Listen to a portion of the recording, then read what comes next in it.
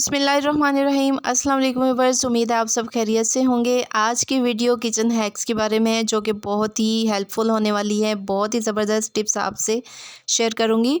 ऐसी टिप्स हैं जो आपके किचन के कामों को बहुत ही आसान कर देगी और अगर आपके पास शॉर्ट टाइम है तो आप उसमें भी इसको मैनेज कर सकेंगी। वीडियो स्किप किए बिना मुकम्मल वॉच कीजिए। अगर आपको वीडियो अच्छी लगे, हैक्स अच्छे लगें तो लाइक का बटन ज़रूर दबा दीजिए। सब्सक्राइब करके मेरी हौसला अफजाई ज़रूर कीजिए। तो चलिए वीडियो स्टार्ट करते हैं। बिस्मिल्लाहिर्रहमानिर्रहीम।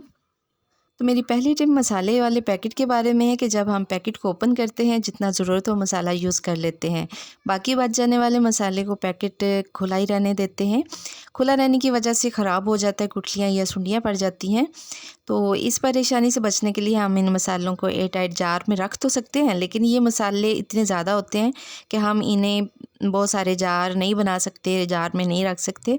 तो ऐसी सूरत में हम खुले हुए पैकेट को हल्की आंच पर गर्म करेंगे और हाथ से दबा देंगे, ये फ़ौरन बंद हो जाएंगे।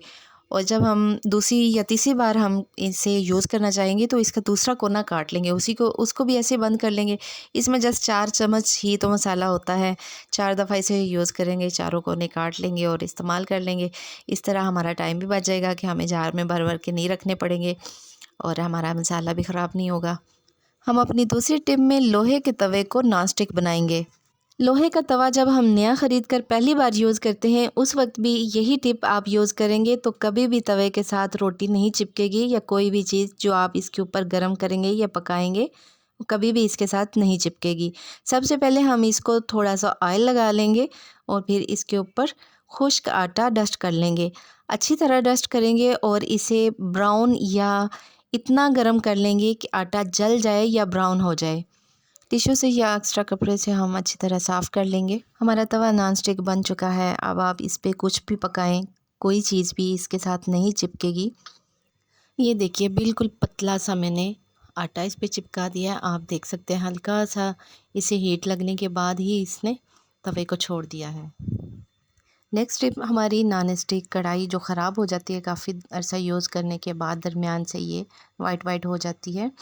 तो जो भी चीज़ हम पकाते हैं तो इसके साथ लगने लग जाती है, चिपकने लग जाती है, जल जाती है। तो हम इसको दोबारा से नॉन स्टिक बनाएंगे। कढ़ाई को हम अच्छी तरह गर्म कर लेंगे और इसमें नमक ऐड कर देंगे। ये नमक मैं यूज़ करती रहती हूँ इसलिए ये इस तरह गुठलियाँ बन गई हैं और कलर भी चेंज है।